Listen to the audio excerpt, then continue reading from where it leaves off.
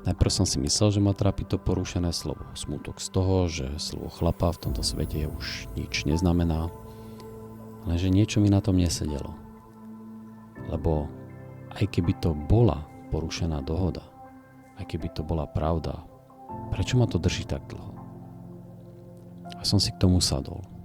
Sám. Nie s telefónom v ruke, nie v debate s kamarátom, kde si to 10-krát potvrdíme. Len ja a tá vec. Ako keď si sadneš k ohňu a už neutekáš, len počúvaš, čo v tebe práská.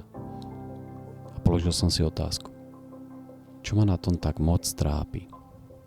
A postupne mi došlo, že to nie je iba porušená dohoda. Nie je to len svet je zlý. Bolo tam niečo subtilnejšie. Niečo, čo znie možno nepríjemne, ale bolo to presné. Pocit obete. Takéto. Nemalo sa mi to stať. Je to nespravodlivé. Ja som sa na ňo spoliehal a on takto. A hlboko pod tým neschopnosť prijať realitu taká, aká je. Neprijať v duchu, je to v poriadku, súhlasím, ale prijať to ako fakt. Stalo sa.